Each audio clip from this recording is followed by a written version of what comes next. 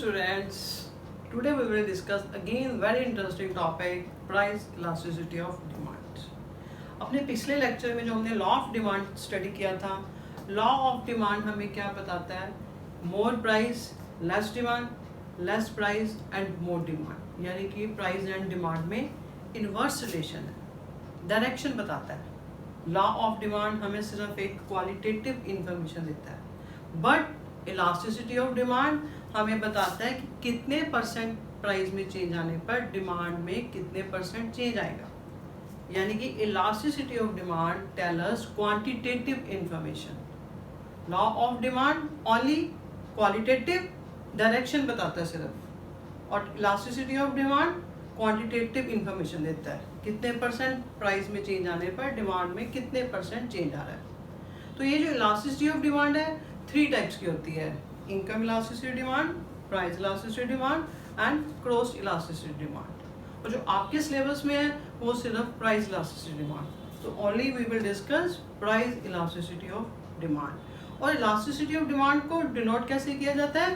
Capital E and small D. This is elasticity of demand. ठीक है, बार बार लिखने की जरूरत नहीं है। Elasticity of demand E D, elasticity of demand. Elasticity of demand की आपके पास 5 डिग्रीज हैं। 5 डिग्रीज। फर्स्ट है perfectly elastic demand. Perfectly elastic demand means price में चेंज आने पर डिमांड में बहुत सारा चेंज आ जाएगा, that is perfectly elastic, totally change आ जाना है। एक है परफेक्टली इनइलास्टिक। इनइलास्टिक का मतलब नो चेंज, इलास्टिक का मतलब होता है change, inelastic no change. Perfectly inelastic का मतलब है कि प्राइस में कोई भी चेंज आती है तो डिमांड पे कोई इफेक्ट नहीं पड़ेगा उसका, demand no change. Demand is perfectly inelastic, demand पर कोई चेंज नहीं आएगा। फिर आती है आपके पास united elastic demand. United elastic demand यानी कि इलास्टिसिटी डिमांड इक्वल टू 1, जितने परसेंट प्राइस में चेंज आ रहा है उतने परसेंट ही आपके पास क्वांटिटी में चेंज आएगा। नेक्स्ट आ रहा है आपके पास highly elastic demand. Highly elastic demand मतलब elasticity of demand is greater than 1, यानी कि जितने परसेंट प्राइस में चेंज आएगा तो क्वांटिटी में उससे ज़्यादा चेंज आएगा। That's why elasticity of demand is greater than 1। Clear? फिर less elastic demand. Less elastic demand में elasticity of demand is always less than 1। Less than 1 means जितने परसेंट प्राइस में चेंज आ रहा है क्वांटिटी डिमांडेड में उससे कम चेंज आएगा। ठीक है, दैट्स व्हाई ये लेस देन 1 है। ये आपके पास इसकी 5 डिग्रीज हैं। और एक बात याद रखनी है आपने, इलास्टिसिटी ऑफ डिमांड है जो हमेशा ये नेगेटिव है, क्योंकि डिमांड और प्राइस का इनवर्स रिलेशन है। तो इलास्टिसिटी ऑफ डिमांड के हमेशा नेगेटिव साइन यहाँ पर होगा। ये एक मतलब ये है कि अगर आप इसको नहीं भी लगाओगे तो भी नो प्रॉब्लम। यहाँ पे अंडरस्टूड है कि यहाँ पे एक नेगेटिव साइन है ही है, बिकॉज जो इलास्टिसिटी है एब्सोल्यूट वैल्यू होने के कारण इसके साथ हम प्लस माइनस की वैल्यूज मतलब प्लस माइनस डिनोट नहीं करते एब्सोल्यूट नंबर्स के कारण। ठीक है, तो यानी कि कहने का मतलब है elasticity demand is always negative. अगर आप अपने क्वेश्चन के आंसर में उसको प्लस के साइन में भी छोड़ रहे हो तो कोई वो मिस्टेक नहीं है, अंडरस्टूड ही है, वहाँ पे माइनस है। अगर आप माइनस लगा भी देते हो तब भी कोई प्रॉब्लम नहीं है। ठीक है, ये आपके पास 5 डिग्रीज थी। अब हम इसको पहले डिटेल में डिस्कस करेंगे, आफ्टर दैट इसका जो फॉर्मूला है परसेंटेज मेथड का। सबसे पहले आपके पास आ रहा है परफेक्टली इलास्टिक डिमांड, यानी कि elastic demand is equal to infinity. इसमें क्या है आपके पास, ये देखिए वाई एक्सिस, एक्स एक्सिस, यहाँ पे प्राइस है, यहाँ पे क्वांटिटी है। इस सिचुएशन में elasticity of demand is equal to infinity, यानी कि जो डिमांड कर्व होती है ये पैरेलल टू ओ एक्स है, पैरेलल टू ओ एक्स है। यानी कि आपने इसी प्राइस पे इसकी वेरियस क्वांटिटी की डिमांड करनी है। अगर प्राइस में थोड़ा सा भी चेंज आ जाता है तो आपकी डिमांड 0 है। प्राइस में थोड़ा सा भी चेंज आने पर डिमांड 0 हो जाएगी। That means elasticity of demand is equal to infinity. ठीक है, ध्यान से सुनते रहिए सारी बातें, चेक। अगर जो माइक्रो के कंसेप्ट्स है ना, ये अगर तो आपको समझ आ गए तो बिल्कुल भी मुश्किल नहीं है माइक्रो। हाँ, अगर आपको समझ नहीं आएंगे तो रट्टा लगना नहीं इसमें, फिर आपके मार्क्स मतलब डिडक्ट ही होने हैं, ठीक है। अंडरस्टैंडिंग होनी चाहिए प्रॉपर, तो नथिंग डिफिकल्ट। फिर आपके पास आ रहा है परफेक्टली इनइलास्टिक। परफेक्टली इनइलास्टिक का मतलब डिमांड में कोई चेंज नहीं आएगा। इसकी क्या डायग्राम बनी है आपके पास, ये आपके पास प्राइस, ठीक है, Y axis, X axis quantity है। इसमें जो इलास्टिसिटी ऑफ डिमांड है इज इक्वल टू 0, यानी कि ठीक है प्राइस में जो मर्जी चेंज आई जाए, आपने क्वांटिटी आपकी सेम है, चाहे इतना प्राइस था, प्राइस बढ़ गया, प्राइस कम हो रहा है, आपकी क्वांटिटी पे कोई इफेक्ट नहीं पड़ेगा। That is perfectly inelastic demand. नाम से क्लियर है, इनइलास्टिक है, यानी कि डिमांड पर कोई चेंज नहीं आना। In that case elasticity of demand is equal to 0, no change. अब आपके पास आ रहा है यूनिटरी इलास्टिक डिमांड, यानी कि when elasticity of demand is equal to 1। इसमें क्या आपके पास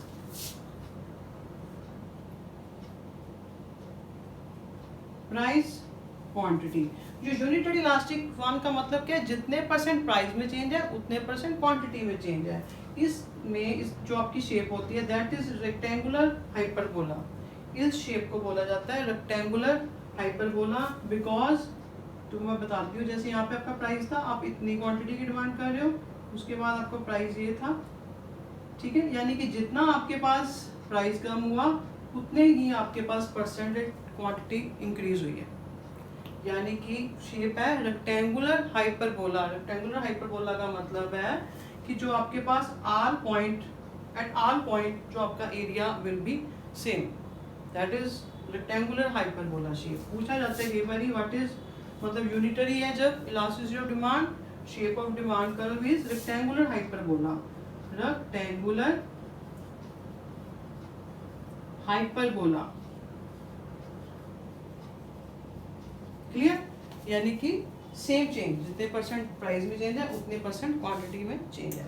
अब आ रहा है हाईली इलास्टिक। ये कब होता है, यानी कि जैसे वो कंफर्ट की गुड्स है, जैसे यानी कि एक तो जो दो ऊपर की सिचुएशन थी दैट आर इमेजिनरी सिचुएशन है, ये सिर्फ इमेजिनरी है, ऐसा नहीं होता, मतलब इमेजिन माइंड में है आपके पास, तो मैं आप गुड्स की आपको एग्जांपल नहीं मिलेगी, ये सिर्फ आपकी मेंटल लेवल की स्टेटमेंट है। और तीसरी जो डिग्री है हाईली यूनिटरी, जो यूनिटरी इलास्टिक डिमांड है, इसका मतलब जैसे मान लीजिए जो कंफर्ट जोन की गुड्स हैं, जैसे स्कूटर, रेफ्रिजरेटर्स हैं, ऐसे जितने इसके प्राइस में चेंज आएगा तो उतना इसकी क्वांटिटी, उतनी डिमांडेड सेम चेंज आएगा। लाइक कंफर्ट गुड्स होती हैं, फ्रिज, टीवी वगैरह। अब आपके पास आ रहा है हाईली इलास्टिक। हाईली इलास्टिक का मतलब क्या, आपके पास कि जितने परसेंट आपके पास प्राइस में चेंज था उतना क्वांटिटी में उससे ज्यादा चेंज आ रहा है। इसमें आपके पास क्या है, आपने डिमांड जो कर्व है आपने उसको फ्लैटर रखना है, flatter, DD curve is a flatter shape, ठीक है। यानी कि आप देखोगे जैसे यहाँ पे है, अगर प्राइस इतना कम हो रहा है, प्राइस में देखिए इतना डाउन आ रहा है, तो आपकी जो क्वांटिटी थी उसमें ज्यादा चेंज आ रहा है। तो यही तो हमने बोला ना, हाईली इलास्टिक डिमांड क्या होता है, जब elasticity demand is greater than 1, greater than 1 है, यानी कि जितने परसेंट प्राइस में चेंज आया है क्वांटिटी डिमांडेड में उससे ज्यादा चेंज आया है, that is flatter shape. More flatter वो बताएगी मतलब ज्यादा चेंज हो रहा है डिमांड में, ठीक है। अब आपके पास आ रहा है less elastic, when elasticity demand less than 1। ये आपके पास कौन सा केस आ रहा है, ये देखिए ये, ठीक है, प्राइस क्वांटिटी। इसमें आपने क्या करना है, जो डीडी की शेप है, डिमांड कर्व की शेप है, उसको आपने स्टीपर रखना है। स्टीपर मतलब ऐसे सीधा है स्टीपर, यानी कि पहले आपका इतना प्राइस था, आप इतनी क्वांटिटी ले रहे थे, अब प्राइस अगर कम हो गया तो आपकी जो क्वांटिटी है उसमें कम चेंज आएगा, ठीक है ना। चेंज इज प्राइस पे आने पे क्वांटिटी में, क्वांटिटी डिमांडेड में कम चेंज आ रहा है, that's why elasticity demand is equal less than 1 है, ठीक है। ये आपने याद रखना है। अगर आप फ्लैटर शेप ऐसे ड्रॉ करोगे, फ्लैटर शेप, तो आपके पास नेचुरली ये रिलेशन अपने आप आएगा। अगर आप इसी शेप को ऐसे स्टीपर बना दोगे, स्टीपर दिस वन, ठीक है, तो दैट इज लेस इलास्टिक, यही अपने आप रिलेशन होगा आपके पास। 5 degrees clear, perfectly elastic, perfectly inelastic imaginary situation है, ओनली स्टेट ऑफ माइंड बता रही है। इलास्टिक यानी कि रेक्टेंगुलर हाइपरबोला, सेम चेंज है। Examples car, fridge, scooters, fridge, ठीक है, ऐसी जो कंफर्ट जोन की गुड्स हैं। तीसरा आपके पास चौथा है highly elastic. Highly elastic means price में जितना चेंज आ रहा है क्वांटिटी में ज़्यादा चेंज आ रहा है। ये आपके पास है लग्जरी गुड्स होती हैं, लग्जरी गुड्स, ठीक है, यानी कि मतलब कोई कार है, एसी है, दिस टाइप ऑफ, ठीक है।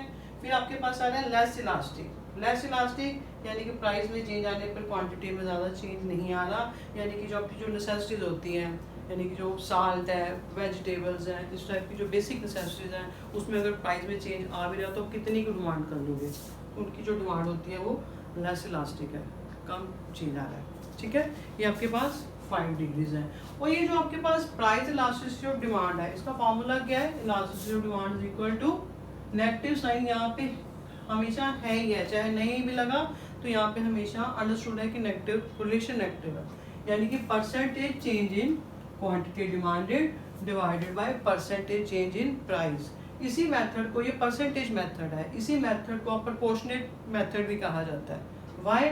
बिकॉज इसको आप ऐसे भी लिख सकते हो, elasticity demand is equal to percentage change in quantity demanded, change in quantity divided by quantity into 100, same है, ठीक है। अब परसेंटेज चेंज इन प्राइस यानी कि change in price divided by price into 100, ठीक है। अब आप इसको अगर करोगे मेंशन तो ऐसे भी क्लोज कट के, ठीक है। फिर आप इसको ऐसे भी लिख सकते हो, change in Q divided bye Q, ये ऊपर इनवर्स हो गया, और चेंज इन पी, क्लियर। और इसी को आप ऐसे भी लिख सकते हो सिंप्लिसिटी के लिए, change in Q change in P into P upon Q, one and the same thing, ठीक है। यानी कि elasticity demand change in Q change in P into P upon Q. ये याद रखना, जहाँ यहाँ पे चेंज पी है तो आप सिंपल पी ऐसे साइन, मतलब क्लियर। तो अब ये चेंज क्या है? चेंज इन क्वांटिटी आपको कैसे निकलेगा? चेंज इन क्वांटिटी, मान लीजिए पहले कोई प्राइस आपके पास, किसी गुड का प्राइस 2 रुपीज़ था, ठीक है, उसकी आप क्वांटिटी 4 ले रहे थे, ठीक है। अब आपके पास उसका प्राइस कम हो गया, 1 हो गया, तो क्वांटिटी नेचुरली इंक्रीज करोगे, ठीक है। तो यानी कि ये आपके पास ओरिजिनल प्राइस था, ये ओरिजिनल क्वांटिटी थी, पहले प्राइस पे कितनी क्वांटिटी, अब प्राइस चेंज हो गया, ये P1 है और ये आपके पास नई क्वांटिटी आ गई। चेंज अब कैसे निकलेगा? चेंज आपने निकालना है, चेंज क्यों निकलेगा? New quantity minus original quantity, ठीक है। ओरिजिनल को इनिशियल भी कहा जाता है। ऐसी चेंज इन प्राइस कैसे निकलेगा? P1 माइनस P, ठीक है। ये तो यानी कि अब आपको इस पर न्यूमेरिकल भी पूछे जाएंगे, जब न्यूमेरिकल आता है यहाँ तो आप ये फार्मूला लगा सकते हो, ठीक है। अगर आपको क्लियर कट दिया हुआ परसेंटेज चेंज इन प्राइस, इसकी वैल्यू दी हुई है तो आप इलास्टिसिटी डिमांड निकाल सकते हो। अगर आपके पास इनमें से कोई एक वैल्यू दी है, ये भी दे रखी है, इसको कैलकुलेट करना है तो क्रॉस मल्टीप्लाई करके यू कैन सॉल्व, क्लियर। दूसरा, अगर आपको फार्मूले में आप देखोगे, अगर ये वाला फार्मूला है, ठीक है ना, तो अगर आपको वैल्यूज ऐसे दी हैं, चेंज इन क्वांटिटी दे रखी है, चेंज इन प्राइस दे रखा है, टी दे रखा है, क्यू दे रखा है, तो आप इस फार्मूले के अकॉर्डिंग इलास्टिसिटी डिमांड कैलकुलेट कर सकते हो, ठीक है ना। तो अगर कोई वैल्यू मिसिंग भी है तो फिर आपको इलास्टिसिटी डिमांड दे रखी होगी तो आप क्रॉस मल्टीप्लाई करके सिचुएशन को कर सकते हो, ठीक है। तीसरा, ये फॉर्मूला इसके इक्वल भी आता है, यानी कि elasticity of demand is also known, ऐसे भी लिख सकते हो आप, 1 अपॉन स्लोप ऑफ डिमांड का, स्लोप ऑफ डिमांड का इनटू पी अपॉन क्यू। यानी कि ये जो आपके पास है change in Q divided by जब चेंज इन प्राइस, ये डिमांड कर्व की स्लोप क्या शो करती है हमें?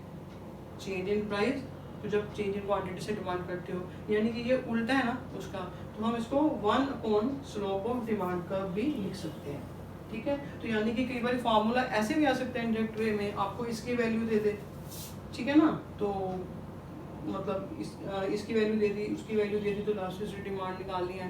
तो यानी कि कहने का मतलब दिस वन सेम है।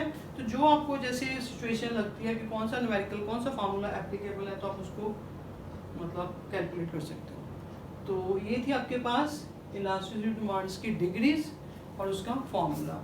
तो इन हमारा सेकंड लेक्चर मैं इसको कंप्लीट करवा दूंगी, factor affecting price elasticity demand and total expenditure method. ठीक है, इसको कीजिए, प्रैक्टिस कीजिए साथ के साथ। क्लियर?